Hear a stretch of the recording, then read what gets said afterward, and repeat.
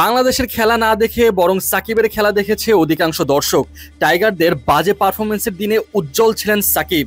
জাতীয় দলের ব্যাটিং ব্যর্থতার দিনে ভিন্ন দেশে সাকিব আল হাসান একাই যেন ব্যাটে বলে বাজিমাত করে দেখালেন। অনেকেই মজা করে বলেছেন বাংলাদেশের খেলা দেখা বাদ দিয়ে বরং সাকিবের খেলা দেখার জন্য বসেছেন টিভি অথবা মোবাইলের সামনে। অবশ্য এমনটা হওয়াই স্বাভাবিক। যেখানে শ্রীলঙ্কার বিপক্ষে ঠিকমতো ব্যাটিং করতে পারছিল না বাংলাদেশের তরুণ ব্যাটাররা, সেখানে শেষ বয়সে এসে সাকিব একাই 4 ছক্কা হাঁকিয়ে উত্তাপ ছড়ালেন মাঠে। বল হাতে শিকার করলেন 4 উইকেট। খেলা পাগল বাংলাদেশের মানুষেরা তাই বাংলাদেশের খেলা দেখা বাদ দিয়ে বরং সাকিবের খেলা দেখতে বেশি স্বাচ্ছন্দ্য বোধ করছিল। এই দিন ব্যাট হাতে দলের হয়ে সর্বোচ্চ 58 রান করেছিলেন সাকিব। হাঁকিয়েছিলেন 7টি 4 এবং 1টি ছক্কা। বল হাতে যেন আরও ভয়ঙ্কর সাকিব। প্রথম 3 বল ঘুরিয়ে দেখা পেয়েছেন 2 উইকেটের। মোট 4 ওভার বোলিং ঘুরিয়ে শিকার করেছেন 4 উইকেট। সাথে দিয়েছেন একটি মেডেন।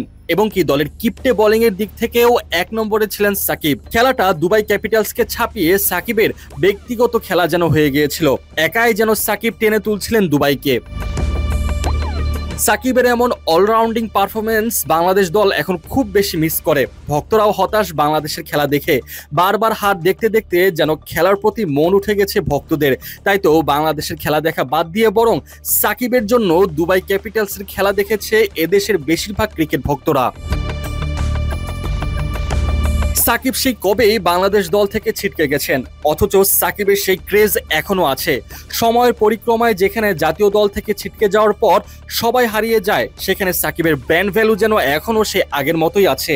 বাংলাদেশ পাকিস্তান সিরিজের খেলা দেখানোর জন্য শুরুতে কোনো টিভি চ্যানেল আগ্রহ দেখায়নি, অথচ একটা বারের জন্য ভেবে দেখুন তো, সাকিব যদি বাংলাদেশ দলে বর্তমানে থাকতো তাহলে কি বাংলাদেশের ক্রিকেটের ব্র্যান্ড ভ্যালুর এই অবস্থা হতো? দিন শেষে ক্রিকেট ভক্তরা হতাশ এই একটা কথা ভেবেই যে সাকিব এমন দুর্দান্ত ফর্মে থাকার পরেও তার সেই ফর্ম কাজে লাগাতে পারছে না বাংলাদেশ।